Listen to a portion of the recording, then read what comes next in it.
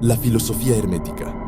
Desde el antiguo Egipto llegaron las enseñanzas fundamentales y secretas que tan fuertemente han influido en los sistemas filosóficos de todas las razas y de todos los pueblos durante centurias enteras.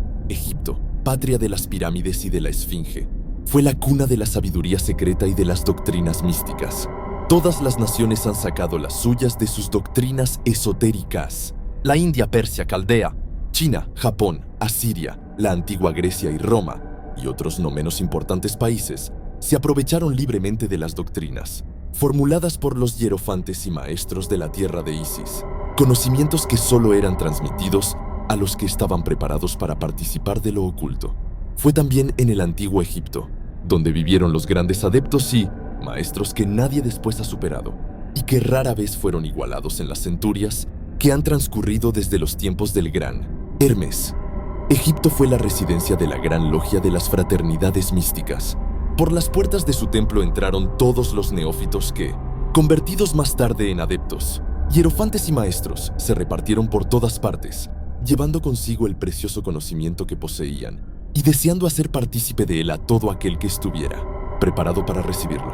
Ningún estudioso del ocultismo puede dejar de reconocer la gran deuda que tiene, contraída con aquellos venerables maestros de Egipto. Pero entre esos grandes adeptos existió uno al que los demás proclamaron el maestro de los maestros.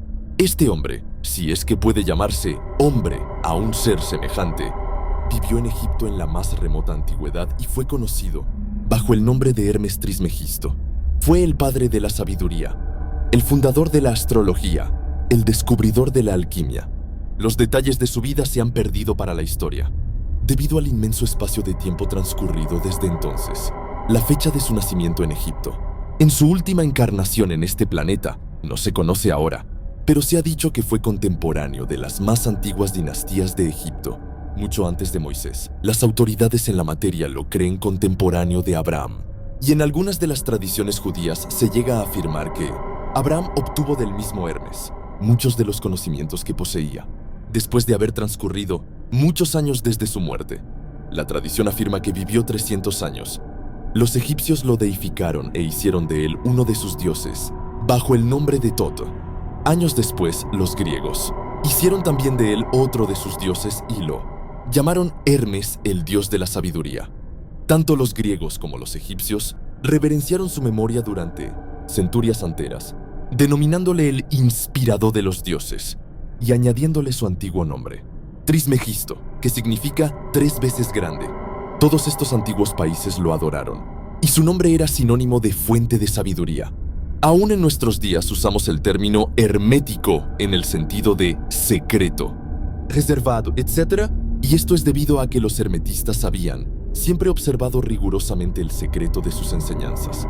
Si bien entonces no se conocía aquello de no echar perlas a los cerdos, ellos siguieron su norma de conducta especial, que les indicaba dar leche a los niños y carne a los hombres, cuyas máximas son familiares a todos los lectores de las escrituras bíblicas, máximas que, por otra parte, habían sido ya usadas muchos siglos antes de la era cristiana, y esta política de diseminar cuidadosamente la verdad ha caracterizado siempre a los hermetistas. Aún en nuestros días, las enseñanzas herméticas se encuentran en todos los países y en todas las religiones, pero nunca identificadas con un país en particular ni con secta religiosa alguna. Esto es debido a la prédica que los antiguos instructores hicieron para evitar que la doctrina secreta se cristalizara en un credo. La sabiduría de esta medida salta a la vista de todos los estudiantes de historia. El antiguo ocultismo de la India y de Persia degeneró y se perdieron sus conocimientos, debido a que los instructores se habían convertido en sacerdotes y mezclaron la teología con la filosofía, siendo su inmediata consecuencia que perdieron toda su sabiduría, que acabó por transformarse en una cantidad inmensa de supersticiones religiosas, cultos, credos y dioses. Lo mismo pasó con las enseñanzas herméticas de los gnósticos cristianos, enseñanzas que se perdieron por el tiempo de Constantino, quien mancilló la filosofía mezclándola con la teología, y la iglesia cristiana perdió entonces su verdadera esencia y espíritu, viéndose obligada a andar a ciegas durante varios siglos, sin que hasta ahora haya encontrado su camino, observándose actualmente que la iglesia cristiana está luchando nuevamente por aproximarse a sus antiguas enseñanzas místicas.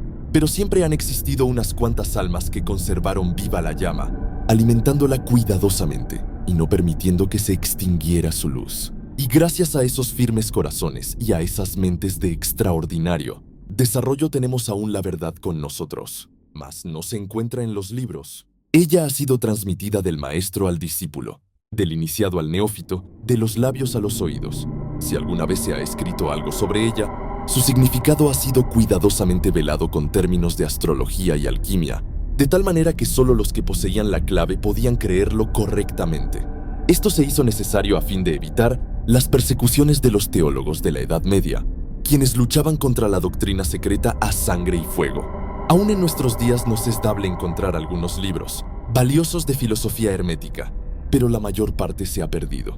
Sin embargo, la filosofía hermética es la única clave maestra que puede abrir las puertas a todas las enseñanzas ocultas. En los primeros tiempos, existió una compilación de ciertas doctrinas herméticas, que eran las bases fundamentales de toda la doctrina secreta, y que habían sido, hasta entonces, transmitidas del instructor al estudioso, compilación que fue conocida bajo el nombre de El Kybalión, cuyo exacto significado se perdió durante centenares de años. Sin embargo, algunos que han recibido sus máximas de los labios a los oídos, las comprenden y las conocen. Sus preceptos no habían sido escritos nunca hasta ahora.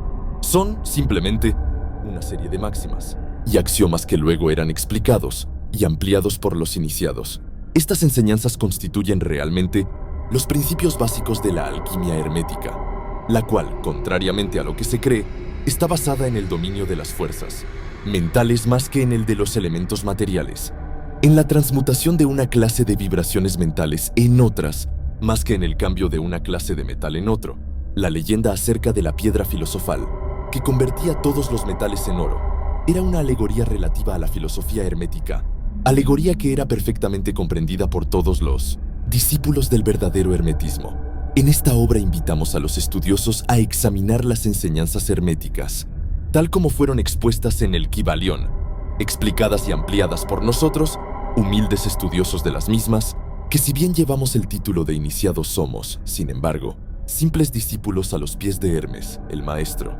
Transcribimos aquí muchas de las máximas y preceptos de El Kybalión, acompañadas por explicaciones y comentarios que creemos ayudarán a hacer más fácilmente comprensibles esas enseñanzas por los hombres modernos, especialmente teniendo en cuenta que el texto original ha sido velado a propósito con términos obscuros y desconcertantes.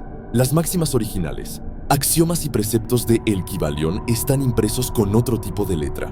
Esperamos que los lectores de esta obra sacarán tanto provecho del estudio de sus páginas como lo han sacado otros que han pasado antes por el mismo sendero que conduce al adepto desde los tiempos de Hermes Trismegisto, el maestro de los maestros, el 3 veces grande, hasta ahora. De manera que, de acuerdo con lo indicado, este libro solo atraerá la atención de los que están preparados para recibirlo. Y recíprocamente, cuando el estudioso esté preparado para recibir la verdad, entonces este libro llegará a él. El principio hermético de causa y efecto, en su aspecto de ley de atracción, llevará los oídos junto a los labios y el libro junto al discípulo.